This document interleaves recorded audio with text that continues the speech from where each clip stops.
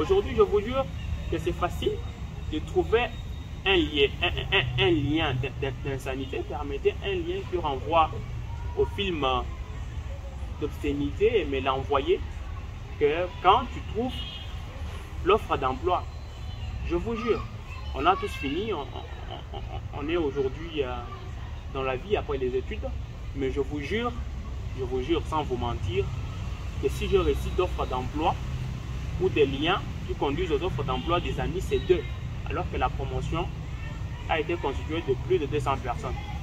Mais sinon, quand il y a, attention, nouveau cas, encore Bodine 4, Zanduan, Anubana Bamobamwa, Vilmiba, Babenza Capture, Baboutumina mon cher, mon amour Naobi du moins. Vous voyez un peu que Bantou Babouni, pas les réseaux sociaux, boulier de blagues, de divertissement, alors que les réseaux sociaux peuvent être un moyen de développement. Moi, je suspends la question en l'air. Je suspends mon inquiétude. Je suspends ce que j'avais prévu pour partager avec vous aujourd'hui. C'est autour de la conscience, autour de l'utilité, autour de la conception, autour de la vision que chacun de nous a ici pour Internet. Si jamais toi tu étais abonné aux pages qui nous envoient des personnes sans avis, peut-être tu vas devenir comme eux, peut-être célèbre, afin que l'on te voie un jour. Ce n'est pas ta vision. Et si aussi tu étais abonné aux pages de développement, de partage, ainsi de suite, faites-nous savoir aussi cela, afin que l'on soit comme aujourd'hui. Je peux vous donner l'exemple d'une chaîne qui est en train de monter, Kasai News. Est-ce qu'il y a quelqu'un d'entre vous ici qui connaît Kasai News? Vous voyez un peu cette chaîne.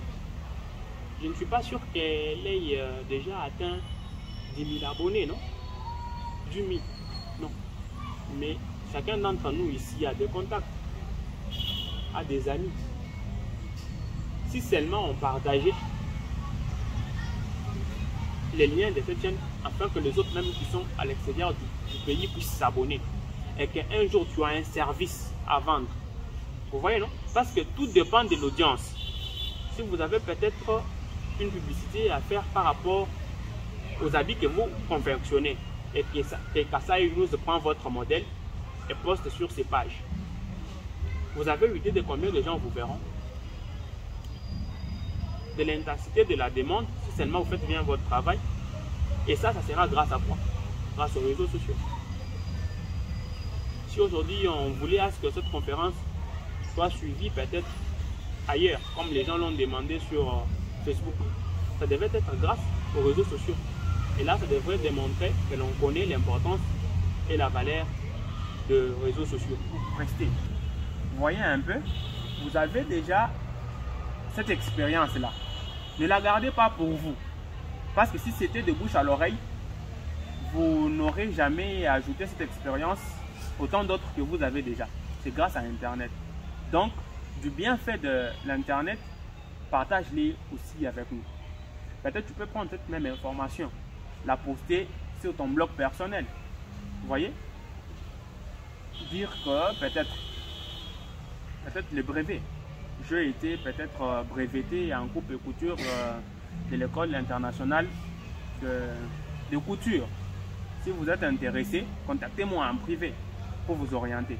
Vous pouvez être même ambassadeur, voilà, de cette école de formation-là. Donc, quand je dis que les réseaux sociaux est un outil du néocolonialisme dans la main de l'Occident pour maintenir en captivité l'Afrique, c'était par rapport aux réalités numériques. Vous voyez, non? Je me rappelle, on était en 2022, hein? On a balancé une information qu'il y a eu un enfant qui est né en 2022, le 22e jour du mois de février, à 22h22, 22 secondes, 22 minutes. Et il y avait 22 chambres dans cet hôpital, il y avait 22 médecins. Ils vous font des statistiques comme ça pour monter au créneau la réalité de leur pays, pour que nous continuions à croire que les merveilles ne sont qu'à l'Occident. Est-ce que vous comprenez un peu? Quand il y a un héros qui meurt au combat, ils prennent ça, ils nous balancent. Comme nous, Lumumba était décédé pour rien. Vous voyez? Comme Léopold Sédar Senghor, lui pour l'Afrique, il n'avait rien fait. Comme Sékou Touré n'a jamais écrit quelque chose pour l'Afrique. Vous voyez? C'est leur méthode de nous maintenir dans la captivité mentale, en esclavagisme mental. Quand ils envisagent de mettre sur pied de véhicules qui marchent avec de l'énergie solaire, ils mettent ça sur Internet. Que d'ici 2030, il y aura de véhicules volants ou de véhicules en diamant, en vitre, tout en oubliant que le matière première avec lequel ils fabriquent ces choses nous viennent tout droit du caoutchouc rouge de l'Afrique, du sang, de la douleur, de l'oppression, qui nous oblige à vivre avec nos pays frontaliers au dépourvu de nos avantages pour les amener au-dessus.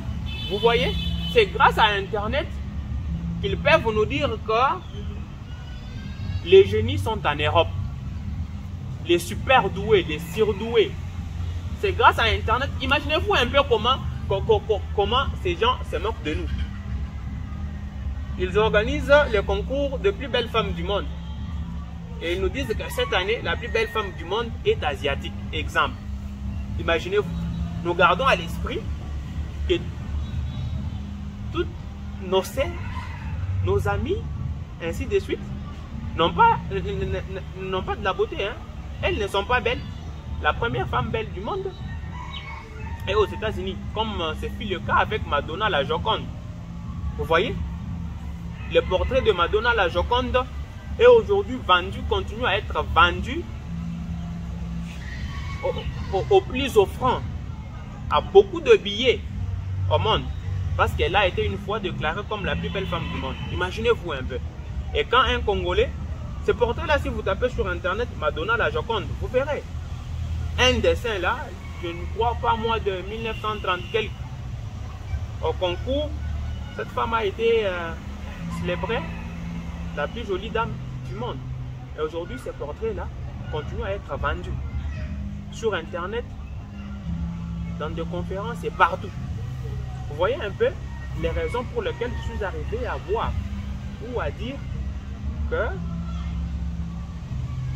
Internet est un élément d'oppression. Est-ce que vous savez qu'en France, aux États-Unis, il y a des fous? Vous le savez? Est-ce que vous savez que là-bas, il y a des gens qui vous passent nuit à la belle étoile, en route, en dessous du tour Eiffel là? Ils sont là, non? Mais entrez sur Internet, tapez même un fou aux États-Unis. Ils ont verrouillé des informations susceptibles de réduire leur considération. Ils ne peuvent pas nous dire qu'aux États-Unis, il y a des enfants cochorcorés. Non. Mais quand ils viennent en vacances en Afrique, au Congo, avec leur appareil numérique, ils prennent des photos des enfants malades, maigrichons là. Ils postent sur leur page, ils en font des tas d'articles en Afrique. Regardez ce qui se passe. Vous voyez un peu. Et là, ils nous communiquent une idée telle que c'est seulement en Afrique que l'on souffre. Mais la question ne se limite pas au fait de dire que l'Internet est un élément d'oppression dans la main de l'Occident. Mais la question se réside sur ce que j'ai eu à insister. Qu'est-ce que nous alors, nous faisons de l'Internet? Qu'est-ce que nous faisons des informations que l'on nous donne par Internet? Parce que vous croyez que c'est sur Internet où il y a tout, où tout est vrai. Alors que sur Internet, il y a même des garçons de 12 ans qui peuvent mettre des informations. Vous voyez? Ils nous font croire que c'est en Afrique, c'est en Europe où on a découvert les ossements du premier homme du monde. Vous voyez un peu? Ça nous dit quoi?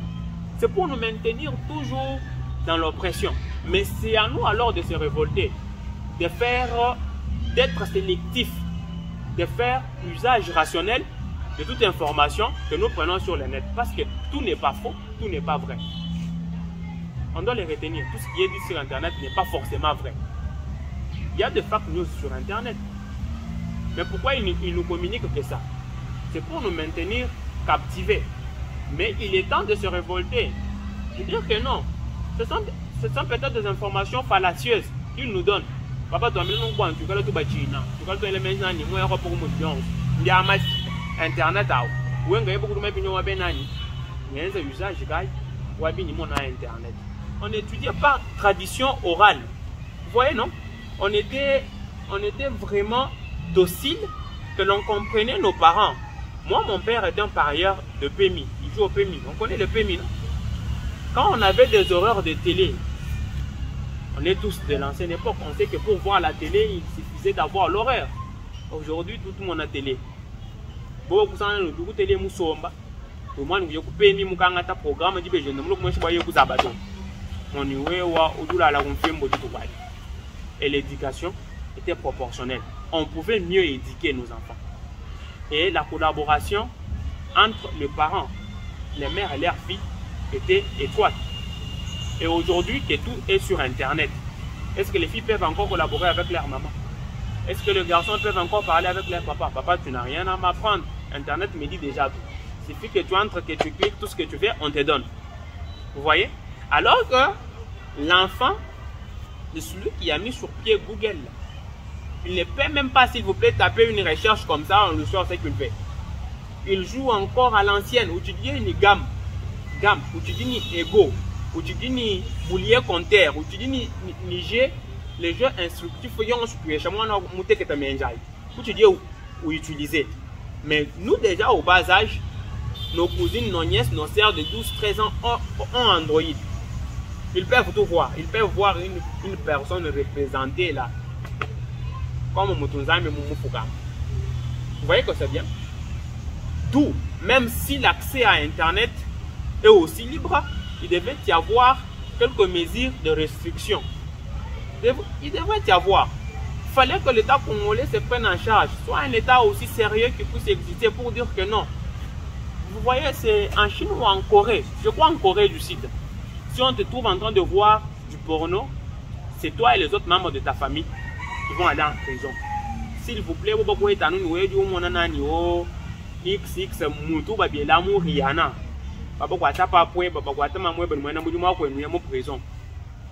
Il y a des jours internet et des jours télé. Lundi, internet, tu fais la prison. Vous voyez, va développer Lucas.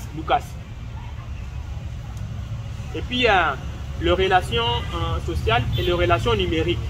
Hein? C'est vrai que Internet aujourd'hui est en train d'assassiner les relations sociales au profit de celles numériques. Les gens croient que les bonnes relations sont sur Internet et tout ça. Mon ami, 1250 contacts au WhatsApp. Mais fais cette expérience ce soir. Envoie un message à tout le monde. Mon cher, envoie-moi un peu 100 mots seulement. Tu verras combien vont t'envoyer. Ce sont des relations d'avantage, des relations numériques, des relations de profit et d'intérêt. Mais c'est là, c'est pas pour autant dur qu'il y a les types de commerce. Hein. Il y a des articles qui peuvent se vendre qu'en présentiel et des articles qui peuvent se vendre qu'en ligne. C'est pas pour autant dire que du Internet, du côté négatif, quand on nous exploiter positivement, non, il nous revient d'en faire bon usage. Et un homme averti en vaut deux. Toi, tu ne peux pas, la voisine vend les tomates, tu passes la voisine pour commander les tomates en ligne à une boutique de Chinois, luxe et livraison. Vous voyez, non? Donc, tout rôde autour de la question personnelle. C'est à nous, en tout cas, de voir qu'est faire de l'Internet. J'ai dit merci beaucoup.